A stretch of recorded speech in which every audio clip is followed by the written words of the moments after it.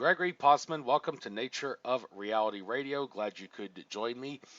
You are in Denmark at this time, and it is a early morning show, kind of new to me. I'm not really used to this. I have done a few morning shows, but just got up a little while ago. Took a caffeine pill to make sure that I'm awake and aware throughout this entire session. And it's great to have you on. And I'd like you, first of all, explain who you are. How did you discover that you have the great abilities that you do? I mean, you've do weddings and all that, but there's a lot more to your abilities than just to get people in matrimony. You channel a lot of entities, I hear, and I don't know where exactly I got your brochure, but I contacted you after I saw I had your brochure, and where I obtained it, maybe it was at Alien Con or something. But anyway, you can now give your life story, who you are, what you experienced, how you discovered your abilities. You got the floor. Take as long as you need. Thank you, Andrew. I appreciate it. I began channeling in 1991, and prior to that, all of my training had been in the business world, had achieved a degree in management and marketing, and I was an entrepreneur and worked with my father for quite a few years. I got to a place in my life that I now know is called the dark night of the soul. And the dark night of the soul is when we have a spiritual opportunity to find out a lot more than we thought we knew. And that was a very unpleasant part of my life. I went bankrupt financially. I got divorced and quit working the way I had been working. And basically, I knew that God wanted me to do something that I wasn't doing. And I'm not a religious person. I don't mean it in that perspective. It was more of a realization, I guess. I was incredibly unhappy. I was probably a manic depressive. I had absolutely nothing in terms of material things, and I had been used to being very successful. I had been making a lot of money and had everything that the American dream speaks of, and all of a sudden I found myself being depressed. I was stressed. I had way more responsibility than I wanted or could handle. My ex-wife told me that I was probably having a nervous breakdown and she would have taken me to the hospital, but she knew I wouldn't stay. And that's very true. I probably would not have. So I ended up filing bankruptcy. I started looking for anything spiritual that I could find that would help me explain what was going on in my life. I did not believe in channeling. I thought it was probably a lot of smoke and mirrors and things like that. I figured it was probably all bogus, and I was a skeptic, to say the least. I began in 1991. I had an experience where I attended a channeling out of curiosity. I felt like I knew what was going to be said before it was said, and that was the first time I'd ever had that experience. And the channel that actually was my teacher, my master, if you will, I don't like that word, but she is definitely a very learned person in all this. And she would work with me a lot of times late at night. I'm an early morning person, and at night I was exhausted and my ego was out of the way, so to speak. And she would check out and channel. At the time, she had been channeling for 17 years. So she was very, very experienced at this. And long story short, the first time it happened, I was in a room with 3 other women. I saw some blue energy swirling around in my head. That was pretty unusual.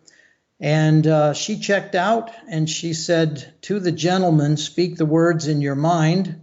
That was pretty direct because I was the only man in the room. I might have said 2 or 3 sentences, I don't remember. And the other 3 women got all excited and said, "You did it, you did it." And I didn't think I'd done anything. After that, it took me about 2 years to fully accept the possibility that I was really doing this. This is what I do for a living. I do perform weddings. My wife and I are ordained with Universal Brotherhood, which is not, again, not a religious organization, but a spiritual one.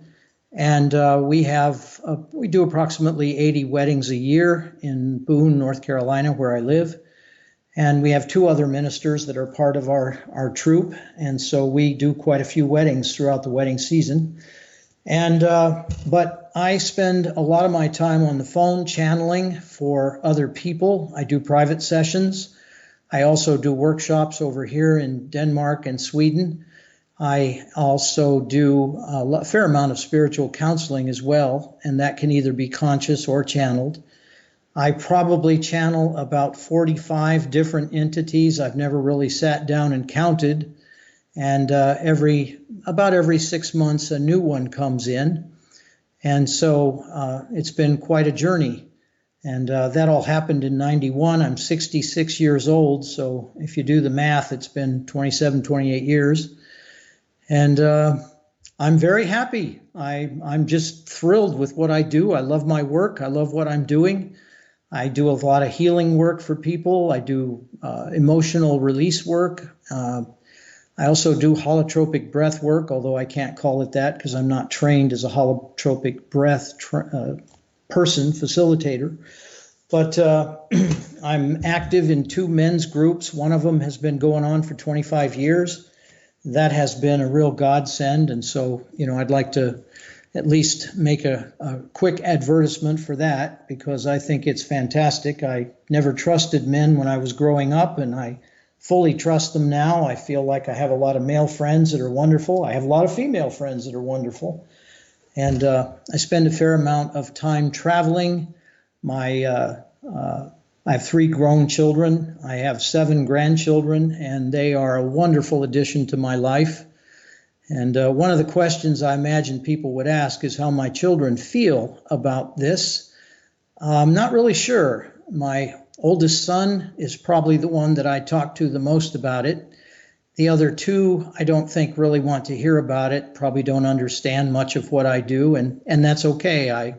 I love them all, and they love me, and that's what counts. So that's it in a nutshell. It's a shame that some of our family members just can't get along and understand our abilities and like that.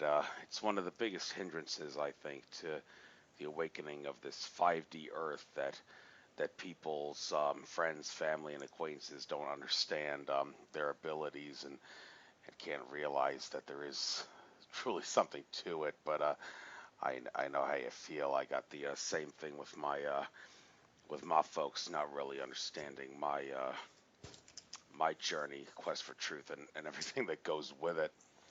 So I guess I might as well first start with first of all, you're in Denmark now, and do you like live there? And is there a particular reason why you've chosen to go to the area of Denmark and Sweden? Is there something metaphysically speaking about that area of the world that you find enchanting?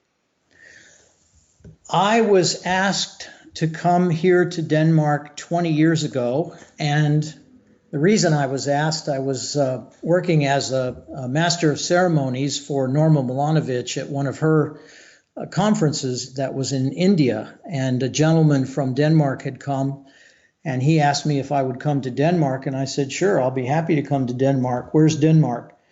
I had terrible knowledge of European geography, but he invited me, and I came, and I've been coming ever since. No, I live in North Carolina, but I come over here for approximately 3 to 4 weeks and usually do it twice a year. And I used to go to Norway as well, but I've not been going there recently. So on this trip, for instance, I'll be in 3 different areas of Denmark for a week each, and then I'll go to Sweden and work there for a week. And basically what happens is people see me someplace, and then they ask if I will come and work in their area, and that's how I began coming here. To answer your question fully, I believe that people here in Europe, at least in Scandinavia, and I'll try not to generalize too much, that's not really fair, but they are very interested in spiritual things. And since I've been coming here for so many years, there's a core group of people that like my work. and they keep inviting me back. I consider them as much friends as clients or customers or whatever word you want to use. And we all know each other, and it's very comfortable for me. I'm very used to Denmark and Sweden, and so I do this. Well, as I said, I'm 66. I'll probably keep coming until I can't do the trip anymore. But that's basically how it operates. And I don't have, because I've been coming here for so many years, I don't have very many places that I actually go and work in the United States. I will be going to New Hampshire, in Concord, New Hampshire. I'll be going up there to work in November, and that information's on the website. So, but as I say, I tend to work over here more than anything, and also do a tremendous amount of work on the phone. So that's the answer to that one. Yeah, interesting thing about the Scandinavian part of the world, there is something about that place, metaphysically speaking, that's unique. I remember Mark Passio, one of his presentations, pointed out that the only country where the average height for males is 6 feet is Norway, and that's because they have Anunnaki genes. Those Anunnaki genes strongly in their in them, and well, we could cut that almost a whole new can of worms regarding what Anunnaki is and all that, but we're not really here to talk about that. We're talking about other things. I'd like to, I guess, start about the work that you do regarding weddings.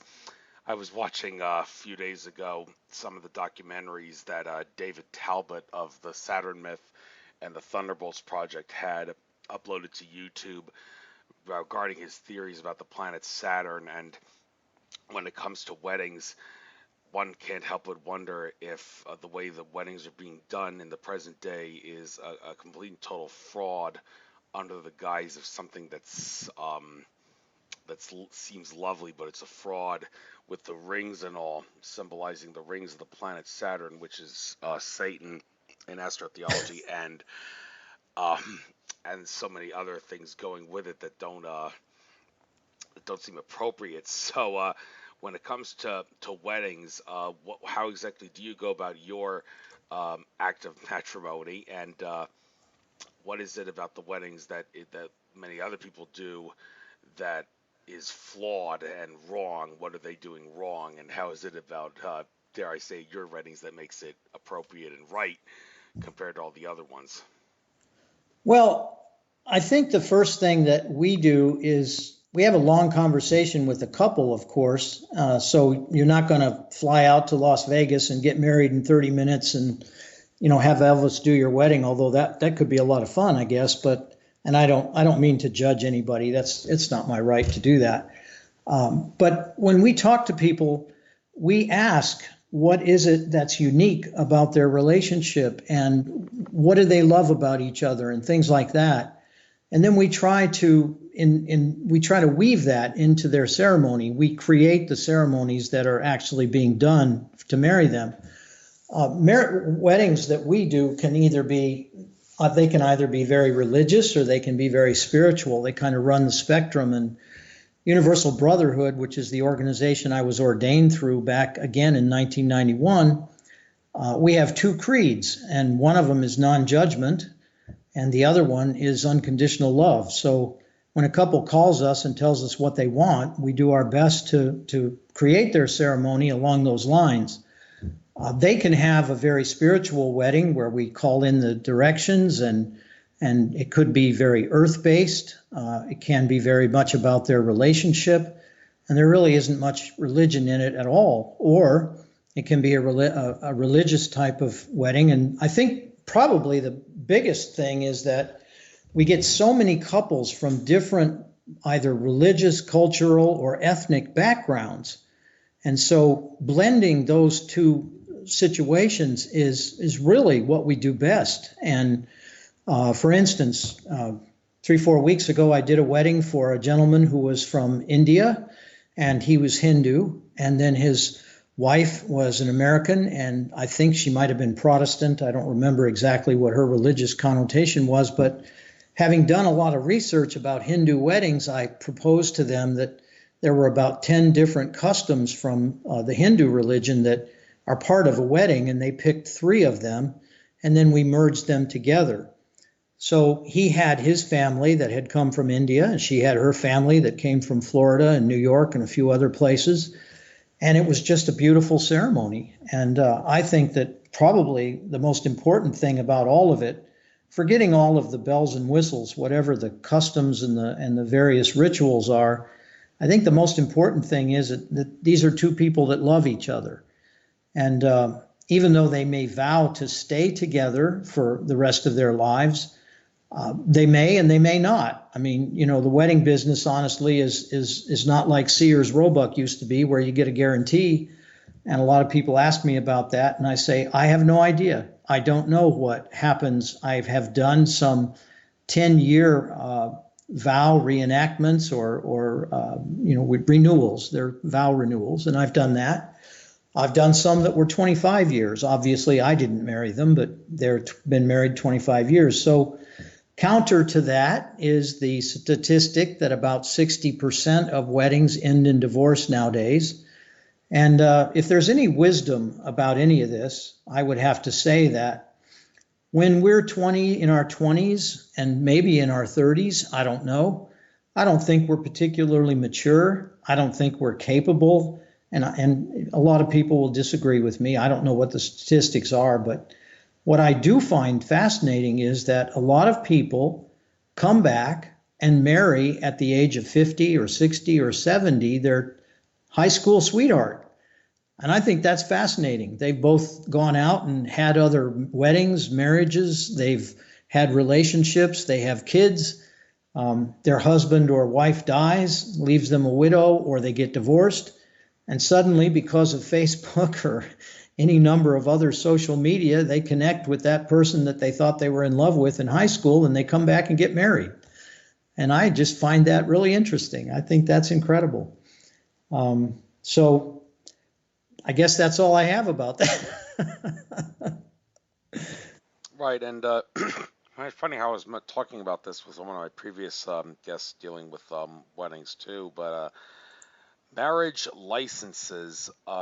Why exactly would anyone need a license to get married? I mean, when it comes to permits and licenses, you have to understand that's got to be a system of domination and control matrix fraud that they've imposed upon us. You don't need a permit or a license to do anything that's non-commercial, only if you're planning to sell or run things as a part of a business. Then and only then do you need to get a permit or a license. So one would have to ask, why would anybody need to get a license to get married? And how can you sell as part of a business anything if you get married? It seems kind of counterintuitive. So where exactly did that idea of a marriage license come from? Are you the kind of person that would say, screw the marriage license, you don't need it, it's kind of a fraud, there's no reason to get one, marriage is nothing like that? Well, fortunate or unfortunate, we have to live with the laws that are in the state of North Carolina where we operate. And the law is really clear that if we marry someone that doesn't have a license, we can go to jail or we can pay a massive fine. So we're pretty much sticklers about that. However, what we do offer is what we call a commitment ceremony. And in a commitment ceremony, they don't have to have a license. They are just making a public declaration of their love for one another. And so that's an option. And a number of couples that we've married, or not married, because they're not married, they have chosen that. I don't ask them the reason. It's none of my business as to why they don't want to get officially married. I don't really care. It doesn't matter to me.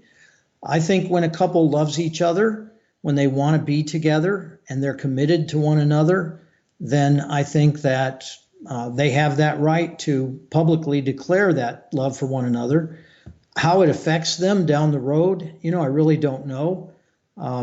I can only say that my personal experience after living with my wife now for 8 years, we've been married for just over 20 years. And the bottom line is that we've been together for 28 years. So something changed when we got married. And, when I got divorced the first time around, I thought, I'll never get married again. I'll never buy a house again. I'll never have a business again. And I've done every one of those. So, it's the old adage about never say never. But the truth of the matter is, I totally understand the point of view that why does the state have the right to tell you that you can or cannot get married? A lot of people don't believe they do. They believe it's more of a spiritual commitment they're making to one another. There's some really interesting, I guess they're theories, some might call them realities, about couples that come together after reincarnation, have been together before and will possibly be together again. I am a believer in reincarnation. I mean, after doing this work for 27 years and being told over and over and over again, that's how it works. That's become my belief. But, the truth of the matter is we have to operate with those laws, and whether we like it or not, we do. And so we have a pretty good relationship with the people that do those licenses. I will say this, and this is totally personal. This has nothing to do with anything. But I think the fact that the government, whoever, has tried to stop both gay, lesbian people from getting married, that annoys me. I mean, it just really strikes a nerve within me. I don't know what gives them the right to say that can't happen. Clearly, the federal law has changed now, and it can happen. But especially in North Carolina, there have been a number of different representatives and public officials who have tried to stop that. And I don't believe they have the right to do that. I think that if people can get married and can do it legally, then anybody should be able to do it and do it legally. I know there's laws against, in our state anyway, if you're going to get married under 18, you have to have your parents' permission and all this stuff. But, the bottom line to me is if a couple wants to be together and this is the way they want to do it, then they should have the right to do it. And so especially in North Carolina, it's been interesting. There have been a few other states that have tried to pass laws to make that illegal, but I think most of that's over with now, so that probably won't be the case in the future, and at least I hope it isn't. There's also, and I understand there's a theory, a number of my friends believe that marriage is an totally outdated thing, that, we're, as a race, we are beyond doing that, and there's so many different opinions about it. It's kind of fascinating. But I think that if a couple wants to be together, whether they're married or not, if they're committed to one another, it's going to work. And I guess maybe I could be accused of being old-fashioned in that regard, but it certainly is working for me. That's all I can say. It's working for me. Let's put it that way. Fair enough. Well, it comes to the idea of marriage and laws and what the government can and cannot do, I've stressed many times on my show that the government flat out does not have authority to regulate anything that the common people do in their private, non-contractual capacity. If you're not under contract with anyone or anything, then no free entity has any authority over you, be it a person in the general public or the government. The only thing the state and the federal governments can regulate within their territorial boundaries is commerce, and that gets in the whole idea behind permits and licenses behind, well, why would you need to get a permanent license to get married when you're basically putting yourself in commerce? You're allowing the government to regulate you. That's basically saying I want to be a slave. But it's all in the people, the way people interpret things, I guess, and people don't some people don't realize that you don't have to get the government involved in your life to go about certain things. And it's a shame that that's the way it has to be sometimes. And switching gears for a moment here, you mentioned you believe in you said you acknowledge reincarnation does exist. Seems kind of counterintuitive looking at your website. On the top here above your name, it says Reverend Doctor. How can one be a reverend and believe in reincarnation? It seems so counterintuitive. But what exactly does the word reverend mean in your case if it has nothing to do with Christianity? Because Christians would assert you can't believe in reincarnation if you're a Christian. Well, and I was attacked not too long ago for that very reason, because I had a gentleman who said that Obviously, I was not a reverend because I was not a Christian, and that's another story. But the bottom line is I was ordained by a Universal Brotherhood, which does not have any religious connotation. The reason we do that, again, and you'll probably find this amusing, because the law said when I was in Florida and I first started doing this work, in Florida, in order to touch someone, you had to be either a licensed massage therapist, a funeral director, or a doctor. And that was the only way legally that you could touch someone and do healing work.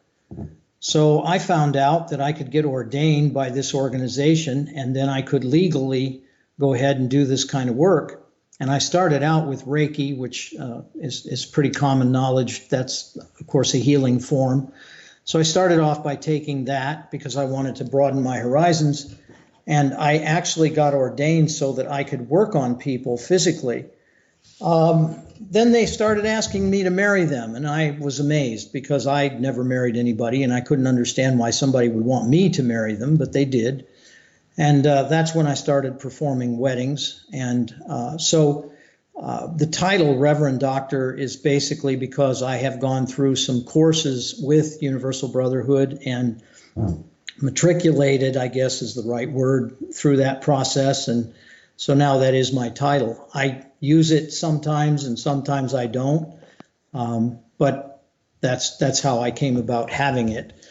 And when people, the United States is very different than a lot of other places in one respect, in that we are supposed to practice the division of religion and state, so to speak, politics, but we don't. And practically speaking, that isn't the case.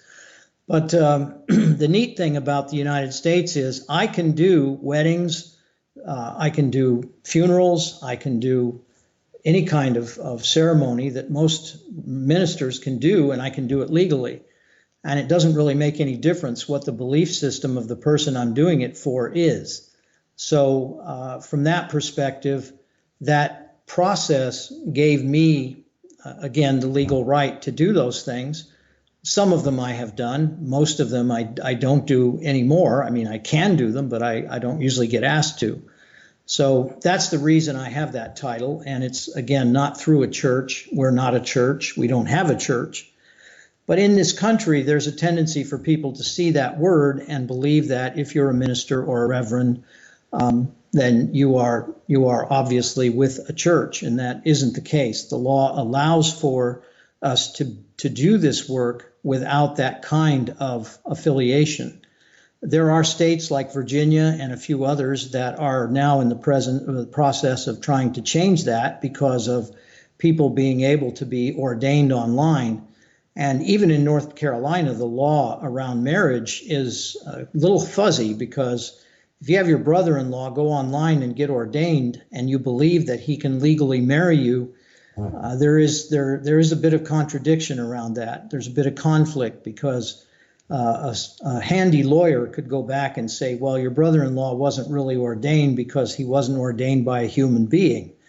And the law isn't very specific about it, but I have a feeling that down the road we're going to see some lawsuits about this particular issue that are going to have to do with divorce and probably alimony, child support, even aspects of heritage. In other words, were we married when we had this child because of the person who married us? And so the law's a little strange in that regard, but that's not the question you asked me, but I think I've answered it. I think you've answered it too. And I guess we'll switch gears, getting a little more spiritual now, talk about some of the work that you do regarding channeling and all that, and getting advice and assistance and information from the angels and the archangels and whatnot.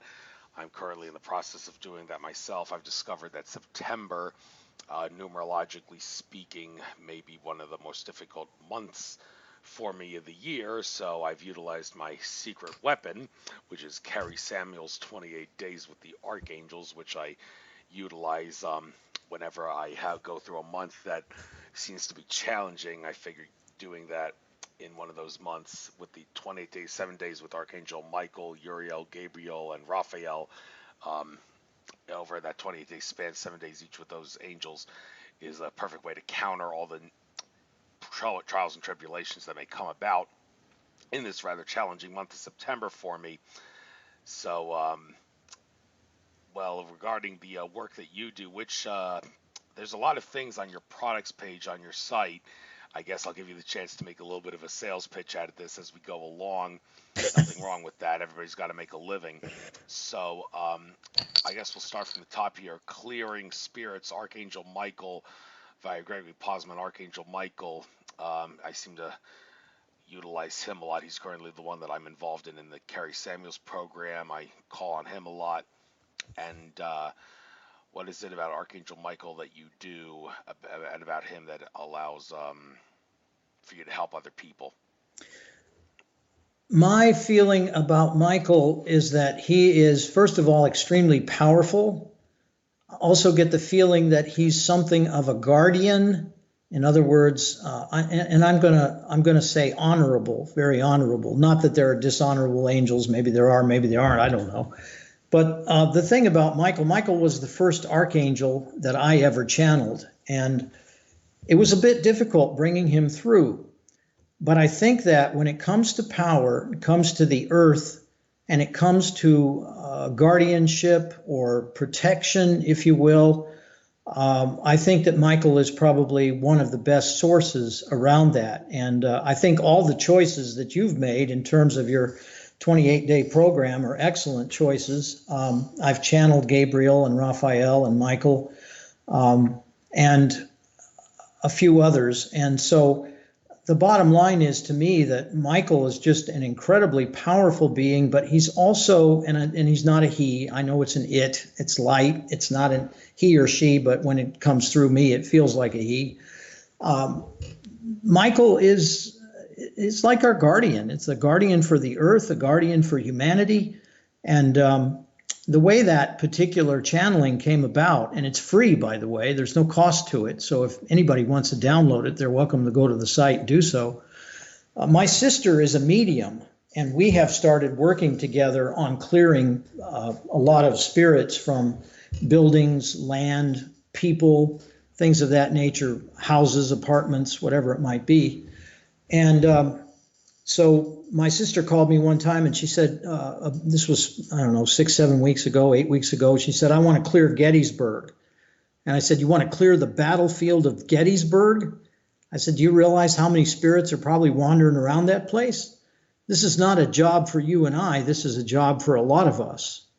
So I was given a message to do this channeling. And Michael said that you can use it for battlefields, cemeteries, you can use it in your home, you can use it anywhere.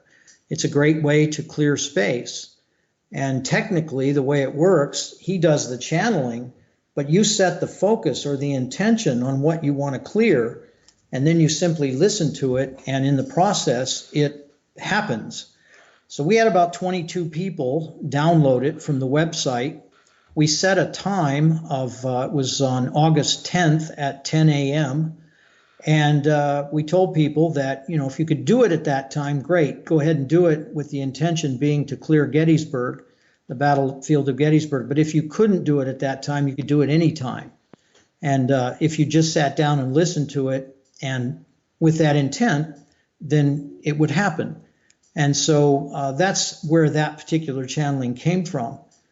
There's another one on the website, which is done by Viwamas, who's an inner guardian of the earth. And that particular one is a protection grid. I was getting a lot of calls from people about whether it was curses or they felt like they were being psychically attacked, or something was going on in their life that was very negative. So I asked for a channeling for protection, and that one happened. So these things take place almost organically. In other words, in this case, it was a request to clear Gettysburg battlefield, and out of that came the channeling. In regards to the Viwamas one, it was people that were, I was just getting a lot of calls from people about they were being attacked or they wanted protection, and so that one came about. But that's how those two actually originated. And I'm finding that this is becoming a very organic kind of thing. I'll wake up I'm an early morning riser. I get up 4:30, 5 o'clock, and I'll wake up and in my head there'll be this message about, go down to I have a little studio in my basement, go down there and channel. And so I check out, and then these channelings come through, and I record them, and then I put them up on the website for sale. Thanks. No wonder that Michael is such a prominent name among boys nowadays. Michael, which means he who is like God. I'm sure that parents would certainly want to give their kids a name, a powerful name that makes people think that he is like God. So that in of itself would certainly mean why Michael is a very prominent name nowadays among boys. It's my middle name, actually, not named after Archangel Michael, but my uncle. It was given to me. But was he like God? I don't know. Well, we're all like God because we're all infinite consciousness. That's a Look at it that fact. way.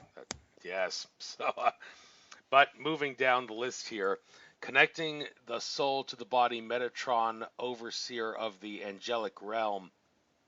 Actually, before we do that, going back to Archangel Michael, there's the whole thing I want to talk about regarding the uh, war that was in the heavens several thousand years ago regarding the fallen angels and all, where the warriors, Michael was the leader of one side, and Lucifer was the leader of the other side, and that war resulted in the fallen angels. Do you know anything about that? Can you speak on that in any way regarding what that was all about, when it actually happened, and what it resulted in, and how it affected the human race after it went about? I'm going to have to, plead ignorance, honestly, because one thing that Michael has said repeatedly is that Lucifer is his brother, and he considers him his brother. What happened then and how it went about, I've got no information, and I apologize. I just don't know anything about it. He doesn't talk about it. He doesn't mention it. The information that I get is that we as human beings call things good and evil. We call things good and bad, and that's a judgment. What they keep telling me from the other side is that everything is perfect, and that's pretty darn difficult to believe when you're in a human body. But nonetheless, they talk about anything that's kind of the black and white, good, evil, high frequency, low frequency situation as being a part of God, and God is just a word. I mean, when they talk about God, they're talking about a supreme force in the universe. They don't really, it's just, I don't know why they use the word God. They talk and say it could be Allah, it can be Buddha, it could be Jesus, it could be any of these different figures, depending on what people believe. But again, I have to plead ignorance. I really don't know much about that. I think that that's a piece of reality or that I just don't run into much. I don't know anything. Yeah, it's come up in a lot of programs and videos that I've listened to Mm-hmm. regarding the war between heaven, like war in heaven and all that. And but if you don't know anything about that, that's cool. We'll just move on here. So getting to this, connecting the soul to the body, Metatron, overseer of the angelic realm. I've heard from some that you really don't want to make any archangel more or less powerful than or important than any other. But Metatron, if you were forced to pick a leader of the archangels, he would be the one. And it's funny how 2012, the Mayan calendar 2012 end date. I remember Jim Self saying, "Oh, that was the time when uh, time basically ceased to exist. The fourth dimension, density, whatever you want to call it, became official on that date. Even though we still are accustomed to 3D reality, the Metatron did invoke a thing that all entities born after December 21st, 2012 would be born in the fourth dimension density. And, well, I guess we'll get into that a little bit. And also the thing about Metatron being Enoch, that's something that's seemed to confuse a lot of people.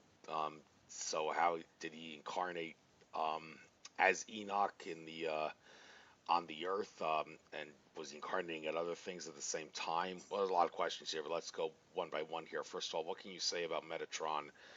And then we'll why is he the overseer of the angelic realm? Why would he be the big boss, so to speak, of the Archangels? And then we'll go from there. Okay.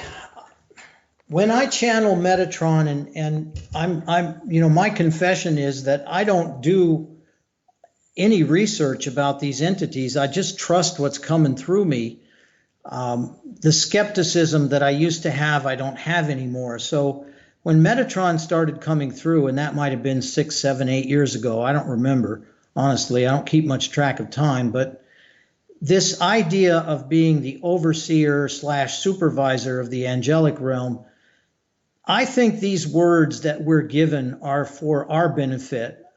I think that if you could sit down and talk with Michael or Metatron or Raphael or any of them, they would probably emphasize the fact that they're all equal. And so when we hear the word supervisor or overseer, we have a tendency to place a kind of value or perception on that, which energetically is probably not even true. And I don't mean to say that they are deceiving us. That isn't what I mean at all. I just think that the feeling that I'm getting now that I've been doing this for so many years is that there's a couple distinctions between the other side and here. There's a lot of distinctions, but one of them is they don't have any focus at all on time. Time is literally meaningless to them. They will say things to people through me, and those things will come true, but they won't necessarily happen tomorrow or next week or even next month. So that's the first thing. And then the second thing is this issue of equality, the aspect that some are more experienced than others, but that doesn't make them any more powerful or necessarily of a higher frequency per se. I think that the reality on the other side of the veil, or however you want to say it, I think that reality is very different than it is here. And we're also told that everything here is a great big illusion anyway. It's all this kind of university that we've created to learn whatever lessons we need to learn. So as far as Metatron goes, I just get the feeling when Metatron comes through me, it's an incredibly powerful being, and it is a very global kind of concern usually. In other words, Metatron talks about the various temples on the planet, the ley lines that run through the planet, how important all of these temples are because they help to keep the vibrational frequency of the earth alive and well. Those are the concerns that Metatron has, and also historically goes back to some very minor conversation about Atlantis and how that all that came about and what happened there and that sort of thing. So, Metatron has a very, I think, a very broad kind of scope.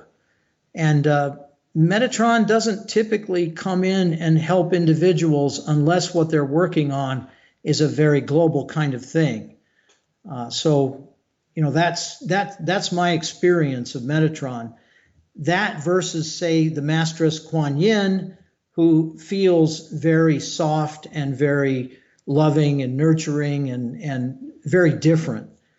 So I've started feeling how these entities' energies feel, and that's basically what I go by. That's how I can tell who's coming through. It's almost like a radio frequency. You can feel the vibration, and then you know who's coming through. Again, I apologize for the digression. I'm moving off of your question, but this is what's coming to me. So, well, if it's coming to you, then by all means say it. We got to to our show. I got to get valuable information out, and also Metatron's cube.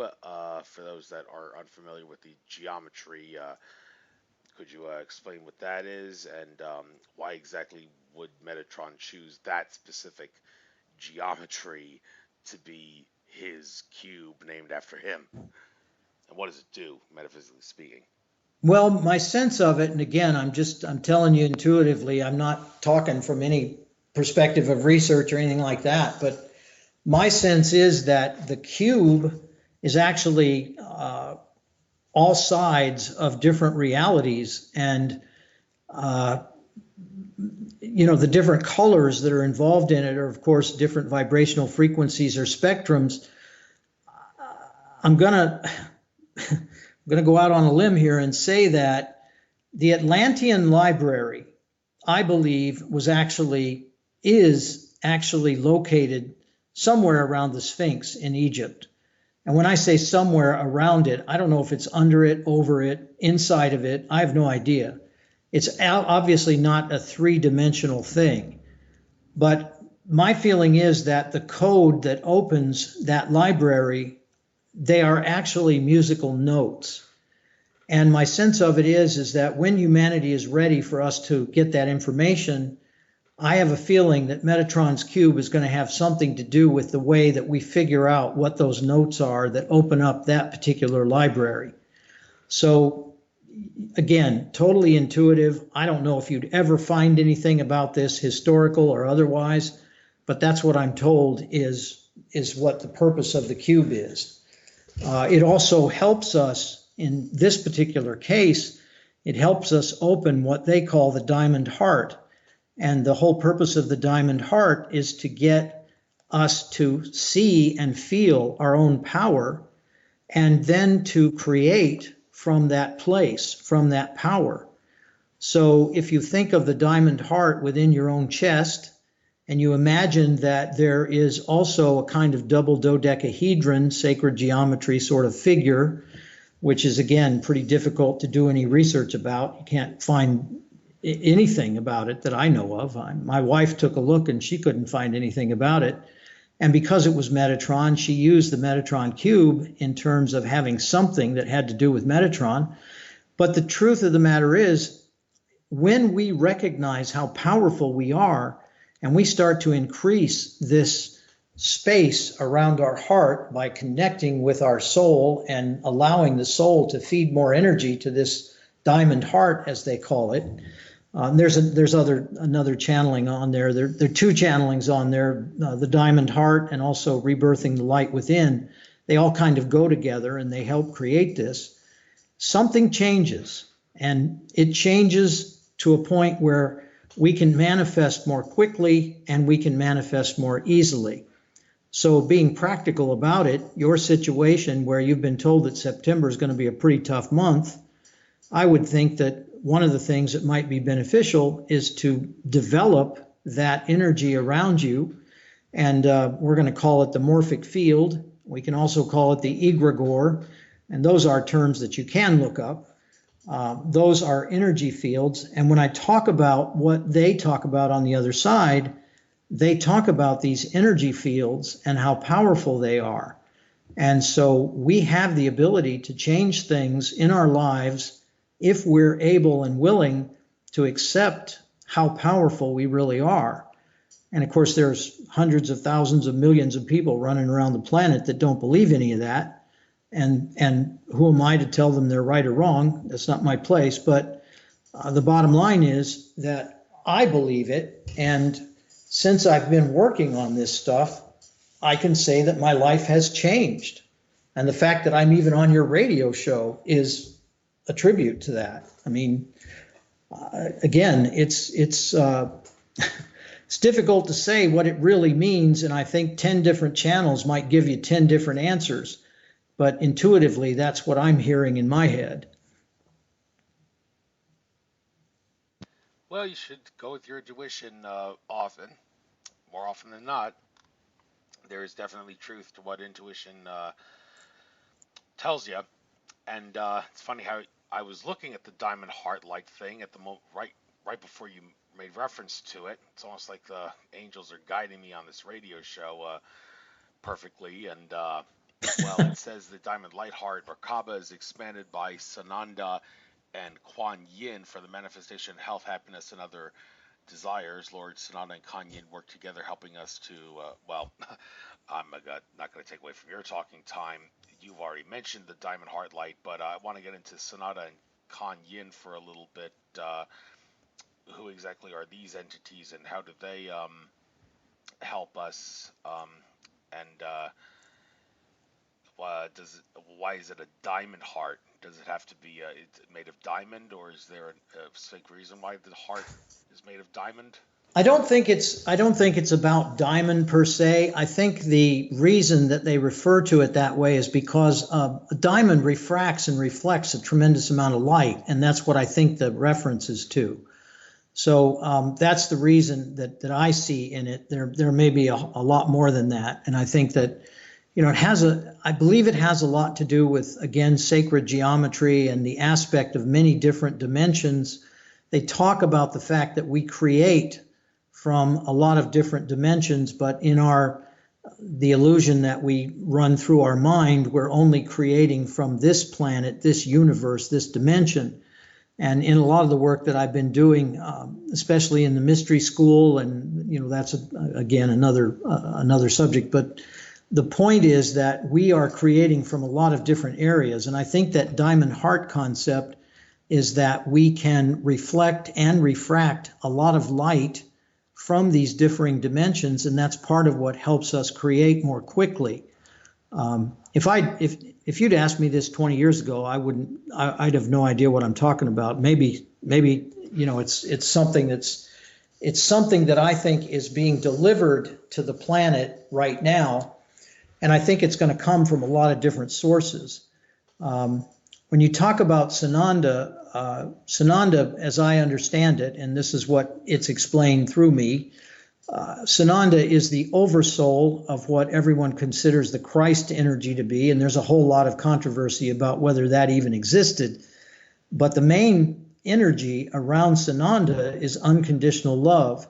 And whenever Sananda comes through me, usually talks about unconditional love for self, and the fact that we can be so critical and so blaming of ourselves, and that we can see ourselves as such inadequate creatures. And part of, I think, this diamond heart process is allowing ourselves to, again, see how powerful we are and go in that direction. And so that's what I believe Sananda is all about. The Masteress Kuan Yin, very much about healing. Tremendous amount of unconditional female love comes out of that being. She calls herself the Divine Mother. She also says that she's the goddess of mercy, compassion, and forgiveness, but she says those are just titles, and what's more important is the amount of love that people can feel from her. So she is the one entity that I did a little bit of research about. I did read a little bit about how Kuan Yin shows up in the Oriental areas, and there's a lot of research that you can do about her. You put her up in Google and all kinds of stuff will come up. A lot of legends. It seems like whatever Asian country you go to, they have a little bit different legend about the Masteress Kuan Yin. And they don't call her Masteress. She coined that term, combination of mistress and master. But that's what I can tell you about those two from that perspective. So it's, again, you can go into history and look at some information, of course, tons of information about Christ. How much of it's true or not, I don't know. We could spend days and days and days arguing that, but who's got time? I mean, it is what it is. But as far as Kuan Yin goes, I think she is a person, and not a person, an entity that is much easier to research. There's plenty of individuals around the planet that still have a real affection in the Buddhist tradition for her. So she's a lot of temples over in Asia and India and other places where Kuan Yin is very much revered. And so I really do love bringing her through. I mean, it's just such a gentle and loving energy that feels really great. And she usually does healing work on people. That's her tendency. Thank you. And looking at some of the other healings and things that you do. It's interesting. You have a Copenhagen Park channeling and a Japanese garden channeling. So all the Yes, I do. two places in the world that you think are worthwhile to do a channeling on. Why a Japanese garden and a Copenhagen Park? Well, the Japanese garden is because it's, as a matter of fact, it's located very close to where I am. It's one of the most beautiful Japanese gardens I've ever been in, and I wanted to do a channeling in there, and we had about 20, I don't know, 21, 22 people that came with us that day. Kuan Yin was one of the entities that came through, and not because I think that it's such a powerful place or anything like that. It was just such a place of beauty. And again, instinct said, intuition said, need to do a channeling here. So we spent the day there, and I recorded all the channelings that I did in there. One of them was actually connecting with the soul, more of a kind of meditation, if you will.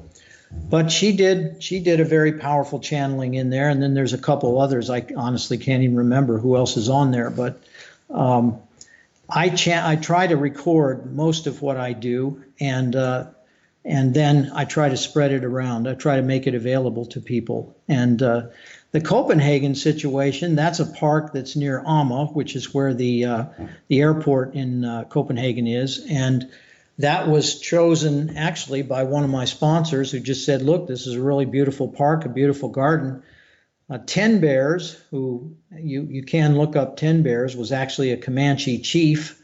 He comes through me now, and he did an amazing kind of initiation, a kind of soul journey. If you have any shamanic interest, soul journeys are ways of recapturing parts of the soul, and he did an incredible channeling on that. And then we also had Viwamas come through and did a really elemental kind of initiation with the differing elements. And that was pretty incredible. And then Michael, if I remember right, Michael came through last, and we moved to 3 different locations in that particular park. So it was out in nature, obviously. It was in a place where there was very little concrete, and it just seemed like a really natural place to do this kind of work. And I find that I love to channel in nature. I don't have to go in a temple or a church or anything like that. I can sit down in the middle of the forest, and I feel really comfortable channeling in those kinds of places. Mountaintops, beaches, forests, waterfalls, anything like that. I just gravitate toward those places. So that's the reason that I chose them. I love nature myself, and let's move down the list here. Chronos and Sonos, a Siriun transmission. Interesting, you've spelled Siriun Siriun. I thought it would be spelled Sirian. That's how it's normally spelled. But anyhow, Chronos and Sonos. First of all, Chronos. A lot of people get confused about that because there's 2 Chronoses in mythology, and people confuse them. There's the Chronos that's Saturn, and then there's the other Chronos that like gave birth to Zeus's kids or something like that. I believe, and try not to confuse the 2 with each other. They're not one and the same. And but Sonos, I'm not really familiar with that. But the interesting thing here, Chronos and Sonos, contributions to Earth, whales and dolphins. I've heard a lot about Sirius being highly aquatic nature, one of its star systems, and whales and dolphins being extraterrestrial entities of sorts coming to Earth to raise our vibrational frequency.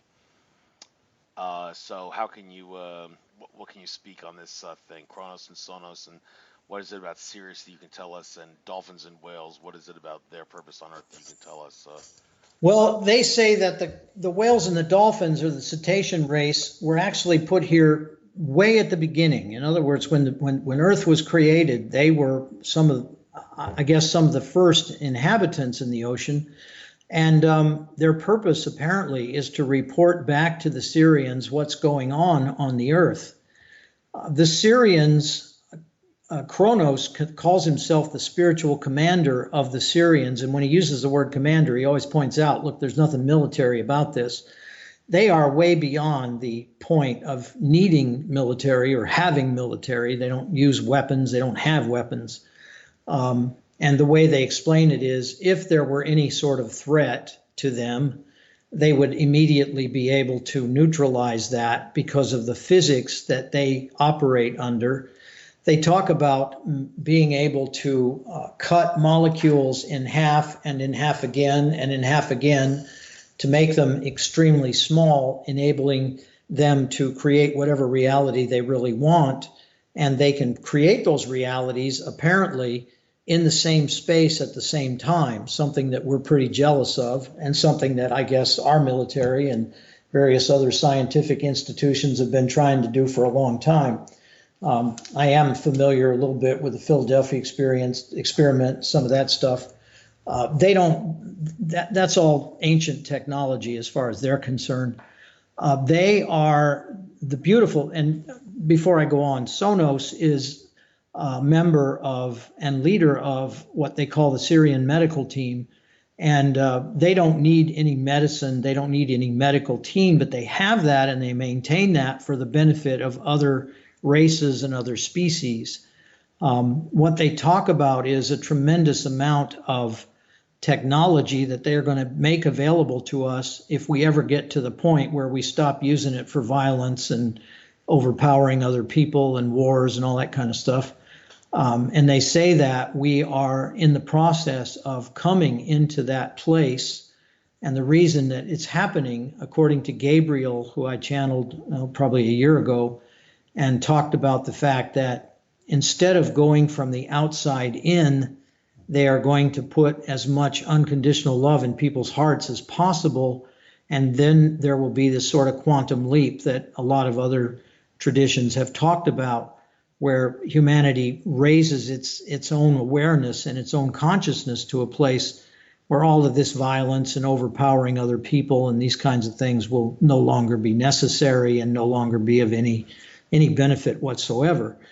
But they also talk about the fact that they cannot allow this technology to be brought into a planet where varying factors will take it and use it for destructive purposes. So again, these things came through organically. I'm not really aware of all the myth. I did look up the name Kronos because I was curious about it. Did a little bit of reading, and then I thought, okay, well, it is what it is. And again, it's coming through me, so I just need to trust it. So I think that the Sirians are actually an incredibly helpful race, and I have been working with them at night for the last 2 years, and they have helped me in numerous ways. And I believe that I am a Sirian. I believe that I'm a hybrid. I'll stick my neck out on the chopping block, so to speak, and I'm sure this will bring up some skepticism, but I believe that there is a tremendous number of hybrids on our planet, and I believe that many of us are probably part Venusian, part Sirian, part Arcturian. Pick a planet, it doesn't really matter. They could be from anywhere, but I believe that we are here to actually raise the frequency of the planet, raise the consciousness of humanity, and make this place what it's supposed to be probably 25, 30, 100 years from now, instead of watching it go through another ice age, as some channels have predicted. And again, I don't have an opinion on that. It's none of my business. But I believe that the Sirians, are an incredibly philanthropic, benevolent race of beings who are so far ahead of us, it's incredible.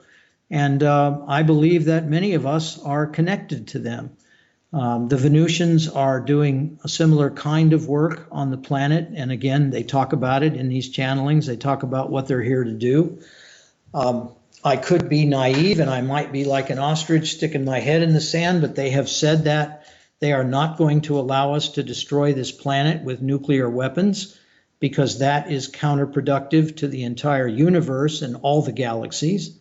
They're not particularly happy about all the space junk that we have put out there. And at some point in time, I'm sure that will be neutralized in some way, shape, or form.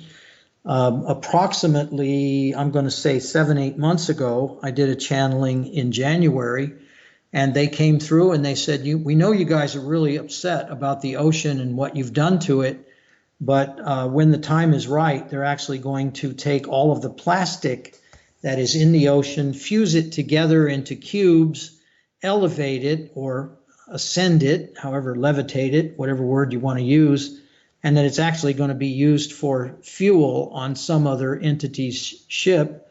It's not going to burn any carbon or anything like that, and the whole entire process will be completely and totally annihilated.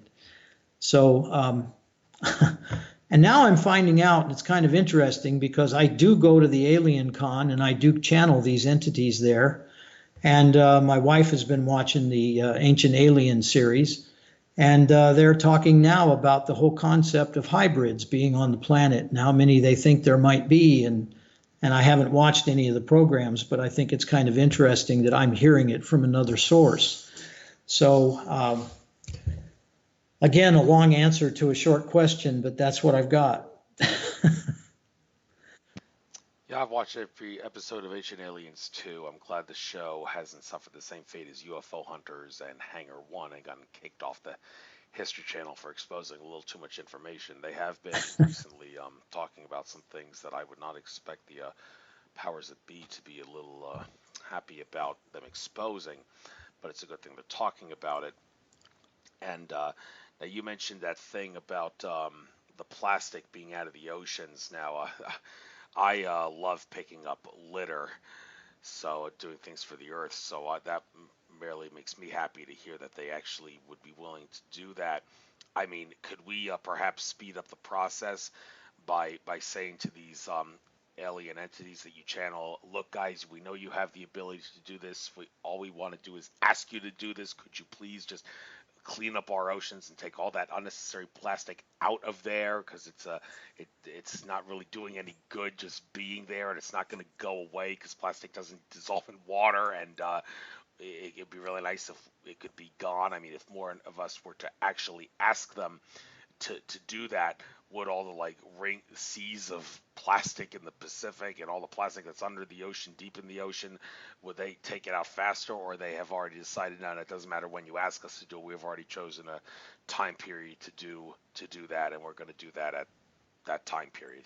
Any idea? Well, the answer they keep giving is that it's all dependent on us in terms of our, where we're at in terms of our evolution and that sort of thing. And by the way, today I was channeling for someone, and was it today? I think it was either today or yesterday. And they also said they were going to do the same thing with the land.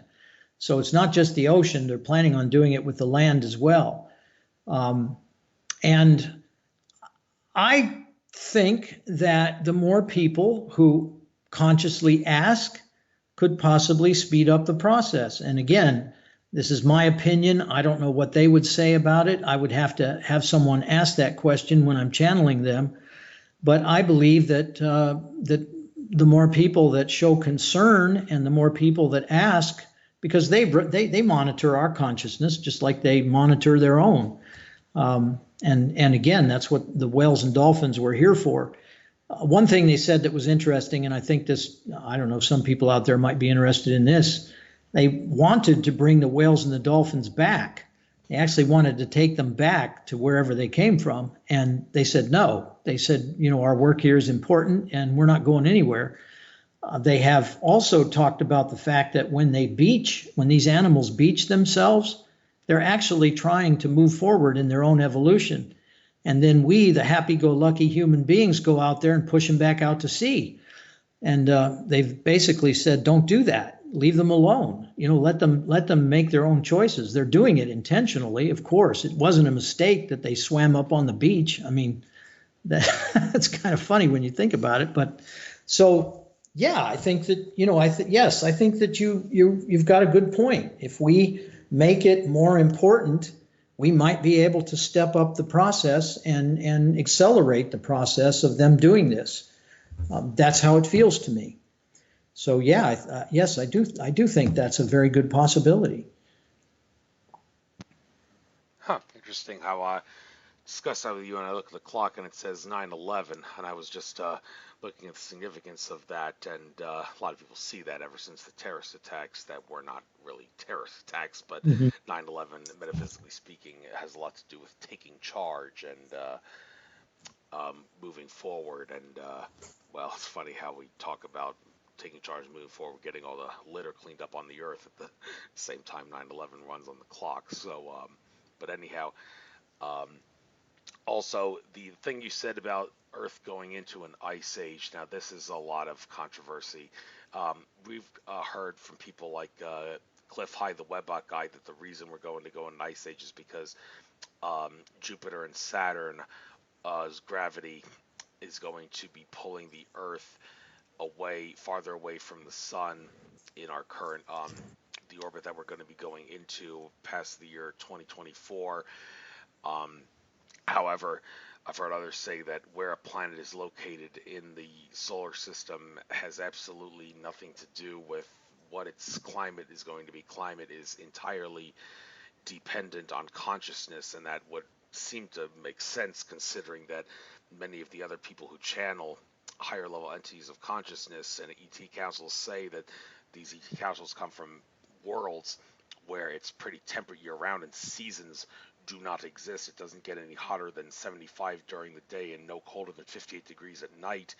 And it's basically spring-like or fall-like year-round. And the cycles are all in tune and with the rain and the sun and all that. And everybody's happy. And it's because the consciousness has caused that, and it has absolutely nothing to do with where the planet is located in the system. And also, some people I've heard Cryon say that any pollution that we do to the Earth will only affect us. It will not affect the Earth because the Earth has the ability to heal herself. Not heal not heal humans. Humans will have to suffer a little bit for what they've done, but Mother Earth will not be suffering for very long with any damage we've done to her because she can heal herself. So that also seems to fly in the face of the idea that anything that we do could cause like an ice age, like shutting down the Gulf Stream because of melting ice caps or whatever. Man-made global warming is a complete total hoax anyway.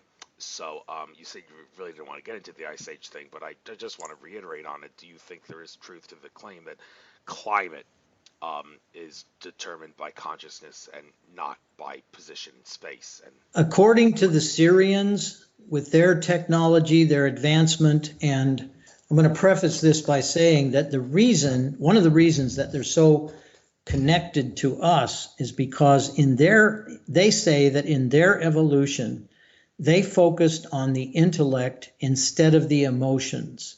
So they are not emotional beings at all.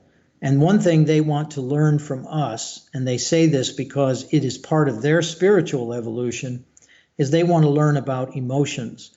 But what they talk about is the fact that they have spent tremendous amounts of time and energy learning how to control the environment around them. So that would totally support the idea that their consciousness, their ability, and their technology, and when they talk about technology, I think it's almost synonymous with consciousness. When they talk about that, they are talking about the fact that they have no need anymore for anything physical because they've literally transcended most of that. They do talk about the ability to create whatever they want. And so it makes sense to me, and I had not heard this before you said it actually, about the climate, but it makes perfect sense to me that as our consciousness increases, we should have the ability to change the environment around us. And I believe that we will have the ability. And again, a lot of people will tell me I'm nuts, especially the scientific community. But my sense is the consciousness has a tremendous amount to do with it. So yes, I believe that that is absolutely the truth for me. And I think that as this process continues, where we continue to become more aware, and according to the Council of Shambhala, who we've not spoken of, but that's a very powerful part of my own heritage, the Council of Shambhala's purpose is to get all of us to live together in what they call a very cohabitating state that is entirely peaceful. And they keep talking about that. In fact, they say that As long as we don't have that condition, they will exist. So in other words, once we get to that spot where we've created that, the Council of Shambhala can disband and go on about their business doing other things. The Sirians are very much interested in that, and they all seem to be working together toward that end. So, of course, and you know, opening a can of worms, when we talk about a lot of the politicians that are in power right now, I believe that they are absolutely mirroring our shadow side, and that we can sit around and you know, criticize them and say how mean they are and how bad they are and all the rest of it. But I do honestly believe that they're just reflecting a part of us, and that part of us that we don't really want to look at. But we have to look at it. And if we don't look at it, we can't shift our consciousness and can't change it. I think they're also creating a very divisive kind of energy on the planet.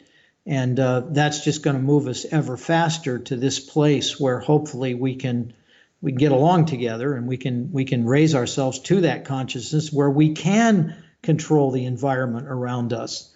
Because according to this diamond heart work, that's exactly what we can do. I mean, we can actually change what's going on around us. And I've had examples of that. I said I like to work out in nature. Well, sometimes nature doesn't cooperate weather-wise, and we have actually focused on changing the weather and watched it change in a matter of minutes. And again, that might seem a little miraculous to some people, but all the people that were with me when it happened can tell you that it did happen, and we have that ability. We just need to start using it. We need to start believing in it. And that's the other thing that they talk about. They talk about the fact that your belief system is what creates your reality. And if you change your beliefs, you begin to change your reality. And definitely the Sirians are on board with that particular philosophy. And a lot of this work that I've been doing at night with them, I've actually been advocating certain people, clients of mine, who needed healing or needed this or needed that. And I won't say it's a fast process. It takes 6, 7, 8 months. But there are 4 people that I know of who have healed as a result of, or at least I think as a result of, the work that we've been doing together with the Sirians. And we're talking about some pretty serious kinds of illnesses, no pun intended. We're talking about terminal diseases, and they have absolutely gone the other direction. And now some of them, I've contacted them and said, how are you doing? How's your physical health? And they'll say, I'm fine. I'm doing great. So I can take you out of the evening mix, out of, if you want to call them prayers or whatever they are, connecting with that consciousness. And they have said, yes, I don't need it anymore. Put somebody else in there. So again, you know, stepping out on putting my neck out on the chopping block, but that's the way, that's my experience. That's what I have experienced with this. So I'm totally in agreement with that. I believe that's the way it's going to work. And I mean, logically, well, it may not be logical, but why would we put ourselves through another ice age? Why would we need to do that? I mean, if we have spent hundreds, thousands, millions of years evolving, why would we take this planet back to that particular kind of environment where we get to start all over again? It doesn't make any sense to me. You know, maybe it doesn't have to, but it just doesn't. At least not according to the information that I'm bringing through. It doesn't make sense to me either. Although one thing, just a quick side note, Brad Johnson, who channels the drone, has been referencing him a lot as a source recently. Love watching his videos on YouTube. He said something recently about how the year 2037 could potentially be the great shift, like talking about 3 days of darkness. Interesting how that's about a year after the asteroid Apophis is supposed to hit the Earth, if it goes through that gravitational keyhole on Friday the 13th in 2029. Wonder if it's unrelated or whatnot, but anyhow, 2037 being a time of great shift where the Earth will essentially like blossom, metamorphosize into a 5D reality. And I heard this and I'm thinking, oh my God, we've been down this road again. This is another ET contactee saying that we're gonna morph into reality where we're burping butterflies and farting rainbows, and everybody's gonna get all couch potato like, thinking, oh, we're gonna be coming saved by the high level entities.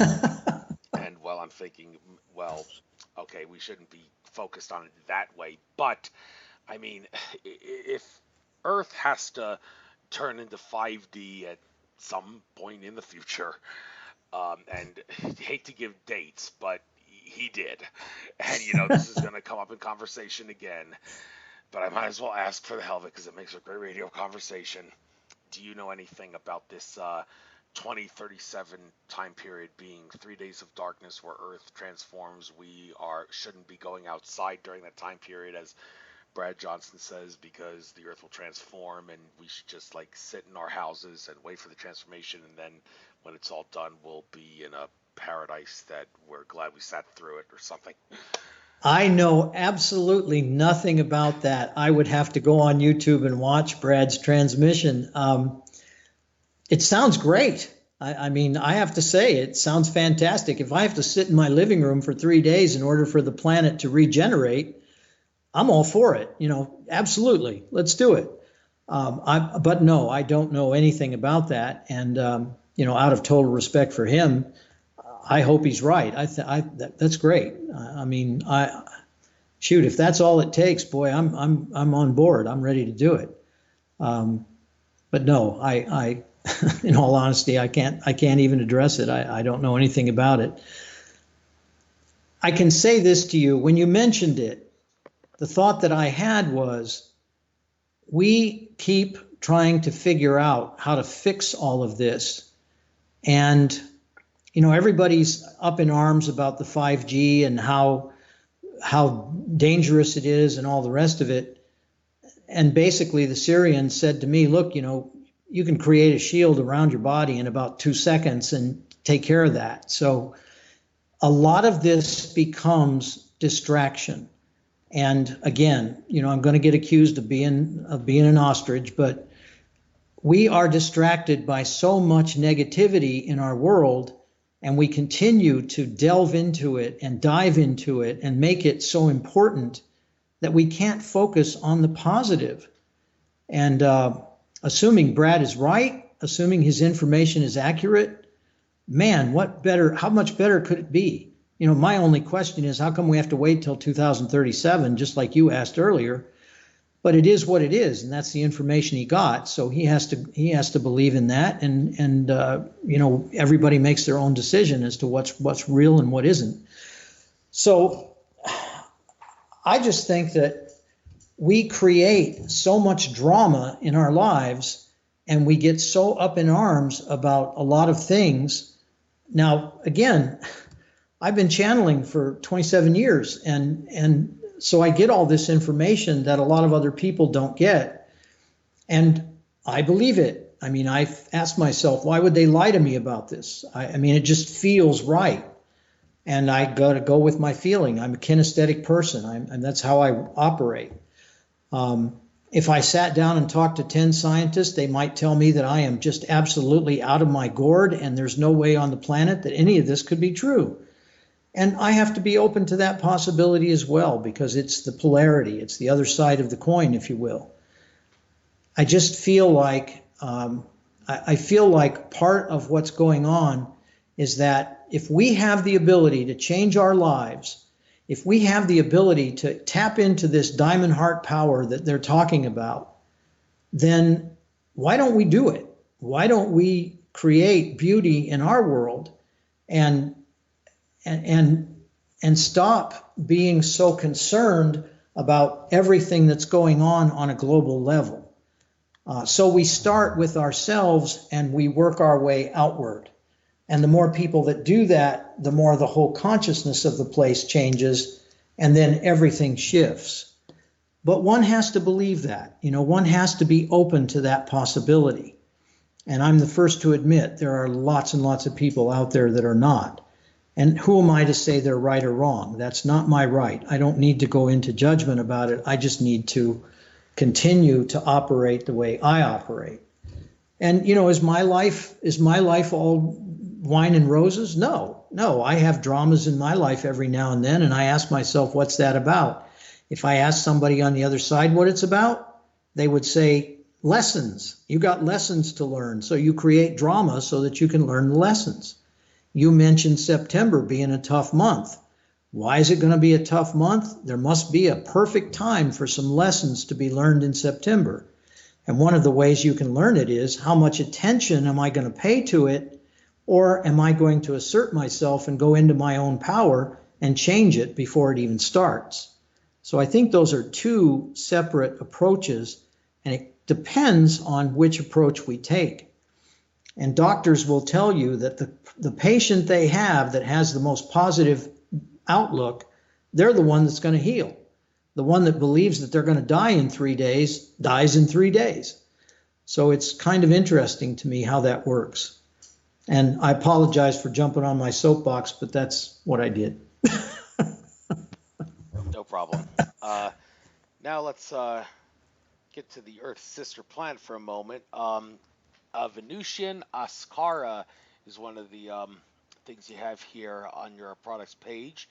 Now, when it comes to the planet Venus, people would think there can't possibly be any entities on that planet because it's, well, 900 degrees and methane and sulfur and sulfuric acid that'll poison anything. Well, is it really? I mean, is that just what mainstream science tells us it is? Have we been lied to about what Venus is actually like? But then again, we hear some probe did try to land on Venus, we hear, and that it's disintegrated in a heartbeat because it was flat out too hot. Of course, all the flat Earth enthusiasts would say that NASA lies about everything and anything regarding space travel, so there was no trip to Venus, and, well, of course, I'm not going to go there, but, all right, flat Earth is bullshit. But anyhow, Ascara, a Venusian, where from Venus is this entity coming from, if not the surface world that is said to be a bazillion degrees that would poison and fry anyone? And well, we also got the story of Valiant Thor. Is there any way connected to this? I don't think so. I think that the Venusians, just like the Sirians, are way beyond anything physical. They describe themselves as being 3 meters or 9 feet tall. They describe themselves as having a tremendous amount of liquid light flowing through their being. And they talk about similar abilities like the Sirians, where they can create any sort of environment that they desire. They also call their ships, they're not ships, they call them installations. And they say that those installations can be ready to evacuate or move out of wherever they are in 13 seconds. So when we talk about the Venusians, I don't think, honestly, it has anything to do with the planet Venus. My feeling is that they have evolved way beyond all of those considerations. And again, maybe our trying to prove that they exist or don't exist is a form of distraction. They are also somewhat feminine in their nature, and they are incredibly fluid, very liquid, fluid kinds of beings. And I doubt if, I don't know if there's any fluid at all on Venus. Maybe there is or isn't. But this is what they describe themselves as. And one of their jobs here is to keep us from blowing this place up. And the other job they have, and this might be interesting to some, they talk about neutralizing, and they don't talk about killing or destroying, but they talk about neutralizing the reptilian efforts on the planet. They talk about the reptilians living inside Earth, and they say that whenever there's a kind of reptilian uprising, their job is to go and stop it. Their job is to neutralize it. They talk about living very deep in trenches in the ocean. That's where many of these installations are. They can move them around, as I said, in very rapid order. But apparently they spend much of their time here on the Earth in our oceans, and they're also monitoring what's going on the planet. They don't stay there. I don't mean to say that they're permanently located there. They don't mean that at all. They have a tremendous mobile kind of ability. But when they describe themselves, that's what they describe. That's how they describe themselves. So, do they have anything to do with Venus anymore? I don't think so. I think that was, and again, intuitive, but I think that was many, many years ago, a long time back. That's ancient history. They may have come from Venus, but they certainly don't come from there now. The Sirians even mentioned that they don't need a physical space to be, that they are so evolved in terms of their consciousness that they don't need a planet. They don't even need ships. They can manifest that kind of thing if they want to, but they don't need to have it. So that's what they talk about when they come through me.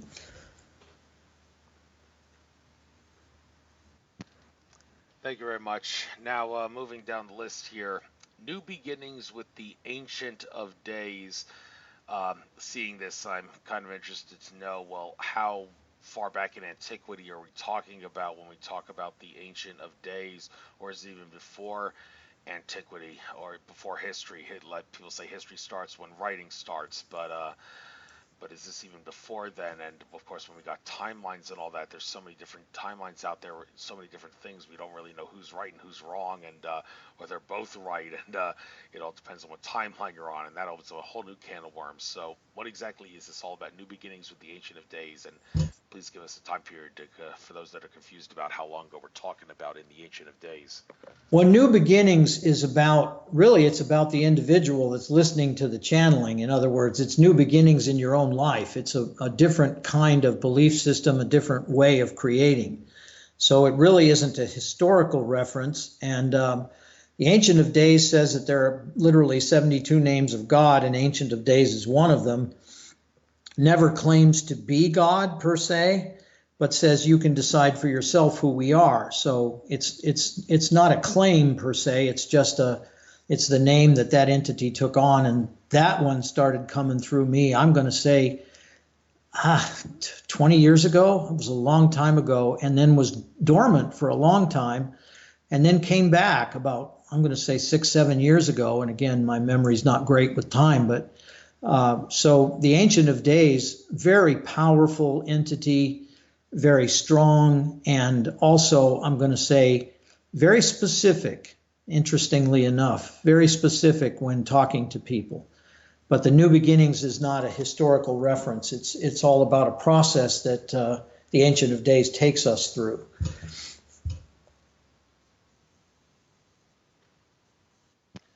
Thank you very much. Mm-hmm. And moving on down here, Jaleel, duality into unity, Mary, soul, light, exchange. Okay, we're talking about Mary. We talk about Mary Magdalene, the Virgin Mary, or some other Mary, and Jaleel, duality. Who exactly is that pertaining to? Okay.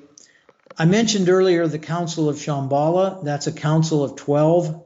I know that in the channeling realm, there's a lot of councils of 12, but this one refers to itself as a Council of Shambhala.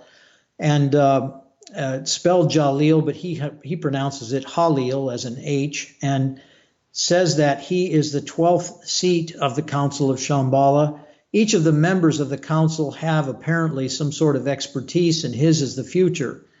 So back in, I think it might have been I can't even remember, it was in the 90s, I channeled a book called Future Vision and actually put it out there, and that's available on the website. But the bottom line is Mary talks about herself using the title Mother Mary sometimes, but she says that she just prefers to be called Mary.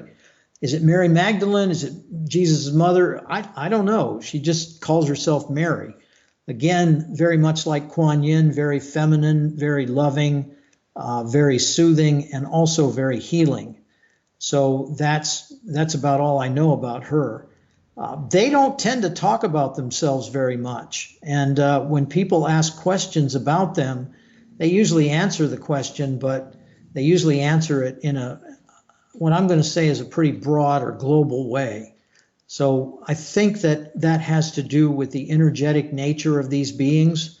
I think that it's again very different than us in terms of our being housed in a human body for the time being, and you know we need to look at it. We don't need to do anything, but it's a good idea for us to look at it from a different perspective, more from an energetic place, if you will.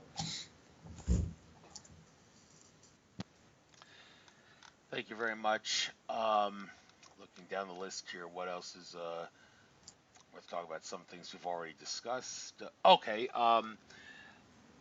I can't even pronounce this. Viwama's protective energy grid. Now, when it comes to this, if I pronounce it right, but anyhow, correct my pronunciation when you get the chance to talk here. But first of all, regarding energy grids, I do a couple things myself. Daniel Teague of Vegas Star Healings has suggested a couple where you put yourself in a Merkaba vessel Mm-hmm. of color of choice and then envision gold, white, light, silver, and diamond light spiraling around you, and then say no negativity is allowed to penetrate this space 3 times. And there's also another one where the directions seemed a little confusing, but I think what I think he said is like envision like a wire, like a crisscross pattern of lines above you, below you, to your sides, and in front of you and in back of you, and then envision like another layer of those up, down, left, right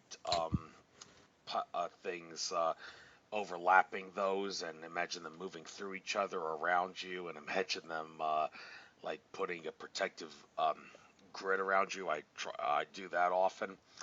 Um, is that in any way tied into what the protective energy grid with this V character that I can't really pronounce correctly is all about? What exactly, how does this one work?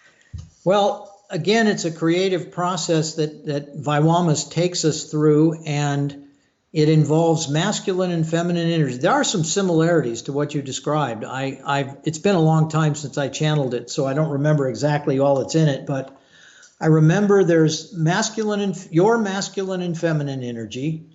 You bring in Saint Germain and the violet flame. I believe that Archangel Michael is involved in it. I remember there being badger energy, because badger in animal medicine energy, badger is gets cornered and then will literally fight to the death to protect itself. And what else? The directions, yeah, I think the directions are in there. I think there's some of that, and I think that's about it. But it's a powerful grid. It's a powerful process, and I've gotten some good feedback on it. I had people who believed they were being attacked in various ways, and they've used it. I've had actually had people use it for their children and their grandchildren, and so I believe in it. I think it's a very powerful process. I believe that I believe that we also have inherent power around us and protection. And I think this just gives us an opportunity to increase that, or enforce that, if you will. Empower it is probably the right way to put it.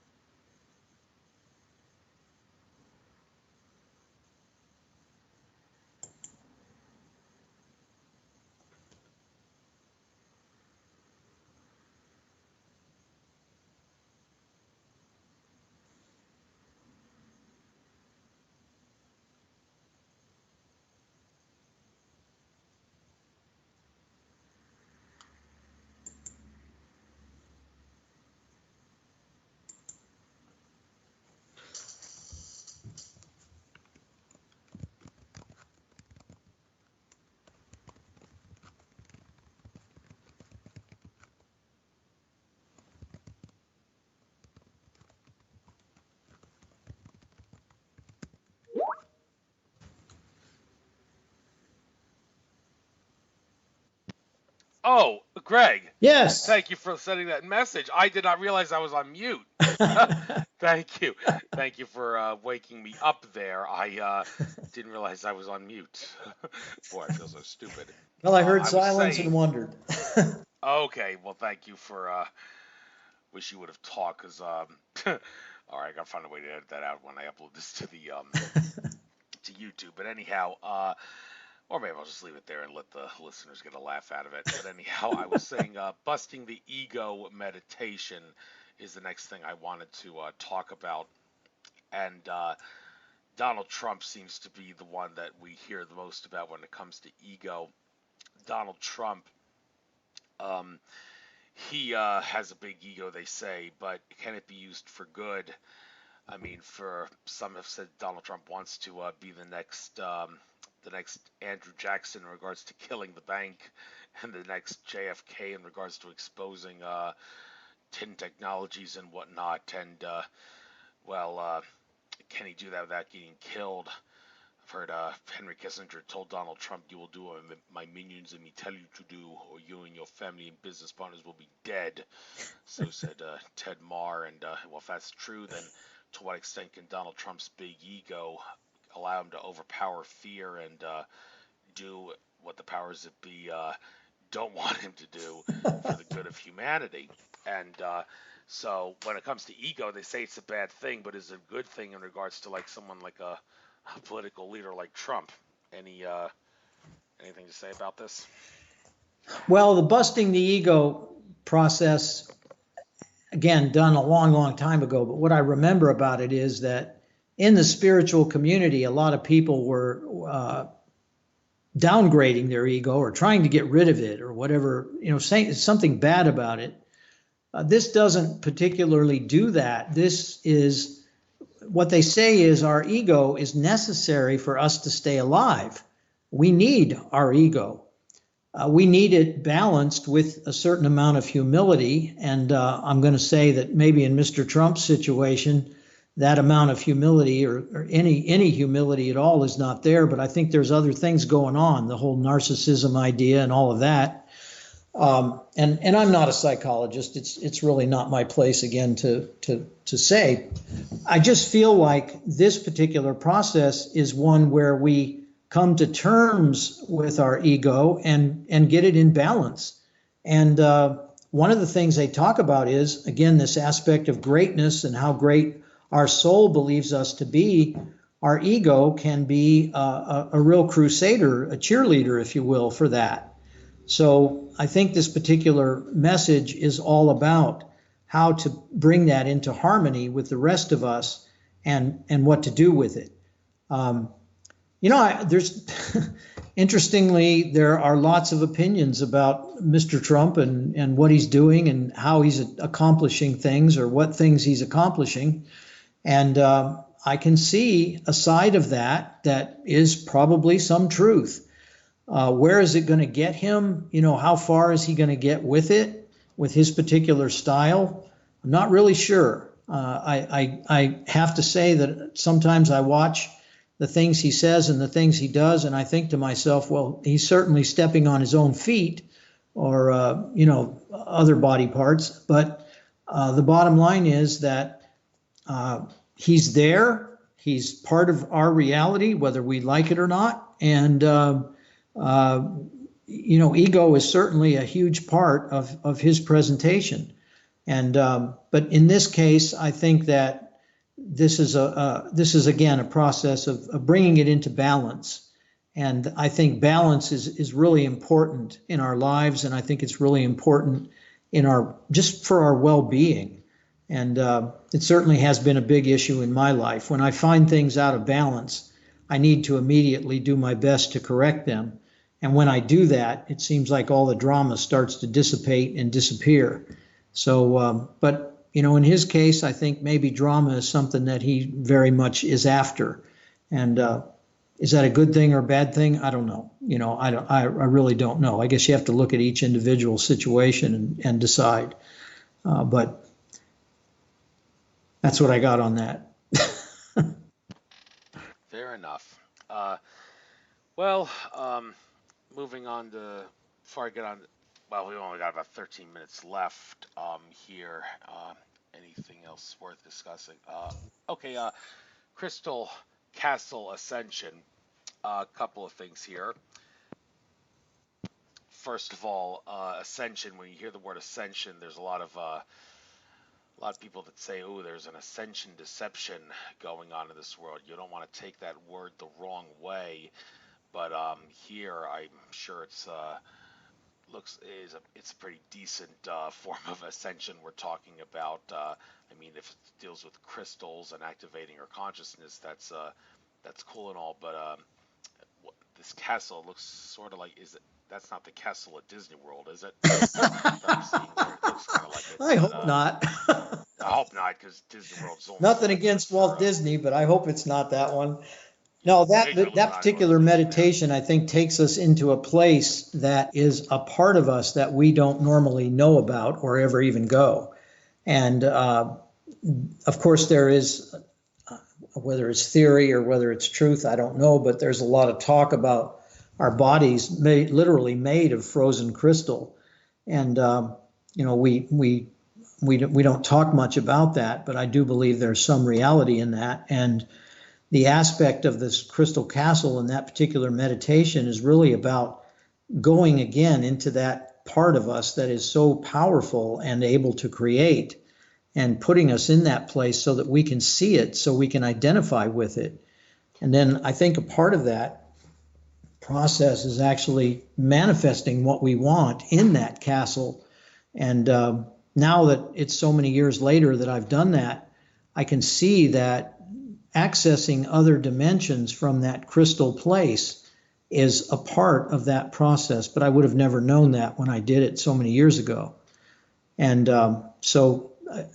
again, it's sort of like a circle, and things are coming together as far as what they meant so long ago. So that's what it refers to. The ascension part, I mean, the only thing that I know about ascension, quite honestly, is that they say, and I don't know if it's true or not, but they say that if one decides to ascend, and that can be done, then you can literally take your physical body with you. And of course, when you separate the layers of energy from your body, as we do in what we call death, they call it transition. They say there is no death. But when we separate the layers of our physical bodies, then we can't take them with us. But the process of ascension maybe can allow us to take our physical body with. And then my question was, what are you going to do with it? And they say once you take it with you, you can transform it into any sort of form you want, and then you use it to teach. So if you're going to another race or another species and you're going to be teaching, say in a mystery school, which they say do exist, then you can transform into that particular species, and you can use that body to teach so that they can relate to who and what you are. And so this particular meditation doesn't really have anything to do with that, but that's some of the information that I've gotten about ascension. And again, how much of it is something we use for distraction? I mean, we live on the planet Earth, whether we like it or not. And, we live here, and we live here now. So my feeling is that if there's something in my life that I don't like or something I want to change, I need to focus on it and change it. And, I can spend all of my time dreaming about where and what I could be and what might be. But at the same time, there's a reality here that I've chosen to be in, and therefore I need to deal with it. Fair enough. Yeah, we don't want people thinking ascension deception and getting all like laid back couch potato like and thinking the Andromedans are going to come and save us and make us ascend. It's not it doesn't work like that. We need to do our part. So, but moving on here, got about 8 minutes left. 10 Bears Shamanic Journey Soul Retrieval. 10 Bears was a Comanche chief. It says something Native American here, I presume. Yes. What about why 10 bears?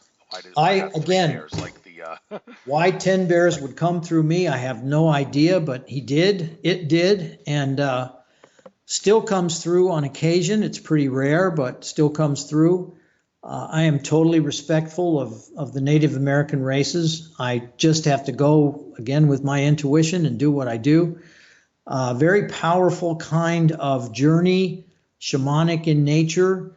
If I remember right, it's about going into a cave, taking a number of different tools with you, and inside that cave transforming the self and coming out in a very different place as a different kind of being.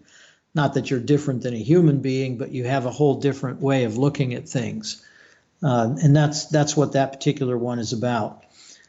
Ten Bears is, again, very powerful entity, certainly a very caring, compassionate entity.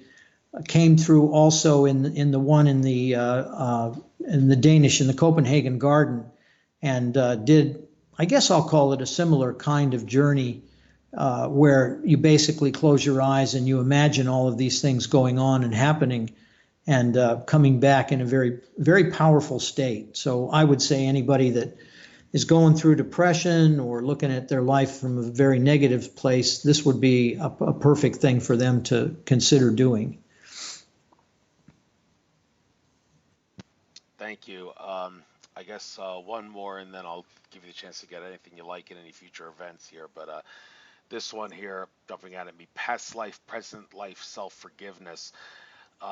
This one, I think maybe I could utilize this myself. I've been told by a few people that I've gone to at some metaphysical locations around the area for spiritual events and whatnot, that one thing that seems to be a hindrance in my awakening, I need to focus on inner work more, and one thing that's been a problem with that is my past lives seem to be affecting me in the present time in ways that they, well, shouldn't be, and I'd like to figure out ways to get rid of that, and also before I anybody else who's in my boat would have to go through the same thing. One thing about past lives that I just want to clarify: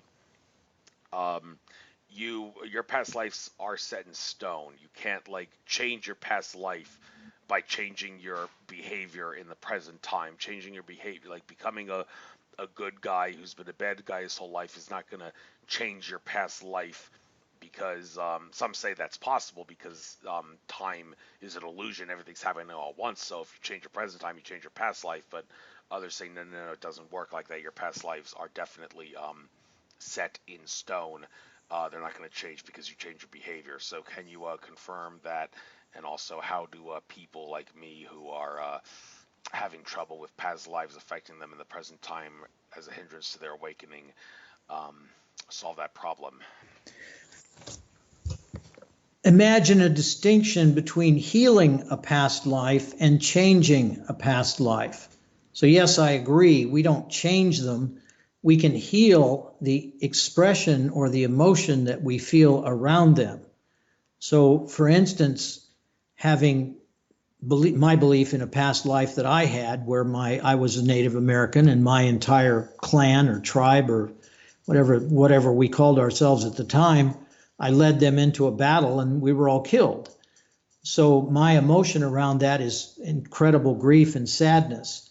And I can heal the past life per se by healing or expressing the emotion that I had in that moment right before I died, because somebody either shot me or whatever they did, ran a sword through me. I don't know how it happened, but bottom line is I didn't get the opportunity to express the grief that I felt about the decision I'd made. So I can express that emotion in this lifetime. I can't make that experience go away, but I can certainly change the energy of it or the nature of it in terms of how I feel about what I did. And having been a soldier in many past lives, I've killed a lot of people. I've maimed a lot of people.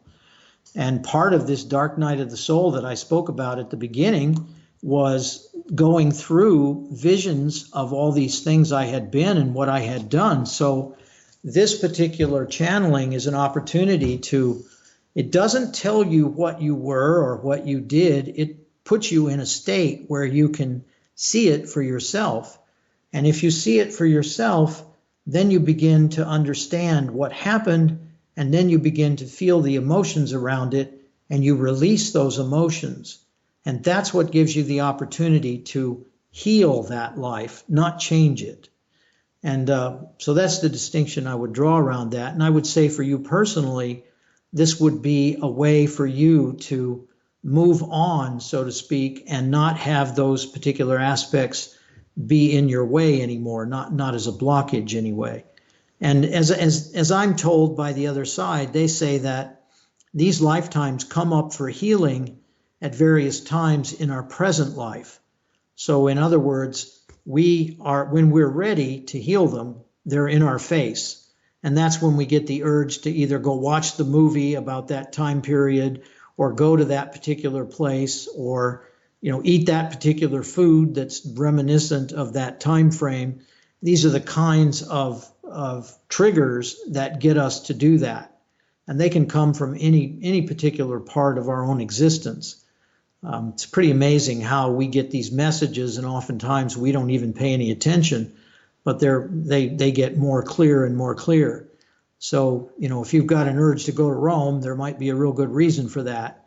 If you've got an urge to go watch Dances with Wolves, there might be a reason for that. And then if you feel intense emotions when you're in those places or watching that movie or whatever you're doing, that's the signal that, okay, this is the trigger and there's something here that I need to deal with.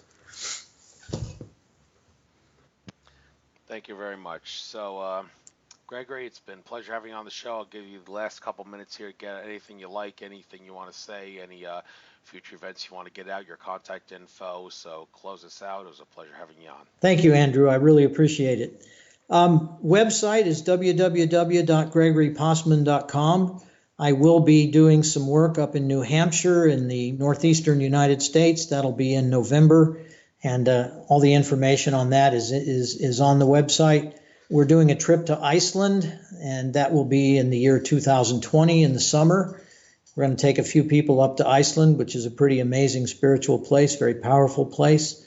That information is on the website. And if you're interested in a private session, you just go on the website and you can see the calendar there, and you're welcome to book. I'll be happy to help you if there's something I can do to help. So, Andrew, thank you so much. It's been a great opportunity, and I look forward to maybe it happening again. Who knows? Yes, who knows?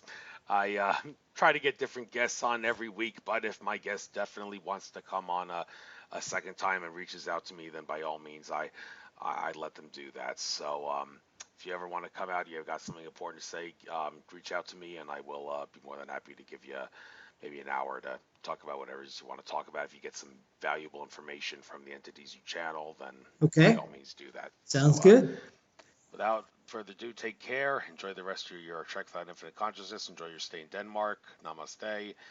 Thank you for the interview. I'll upload this to YouTube by midnight tomorrow, and I'll send you the link when I do. Sounds good. All the best.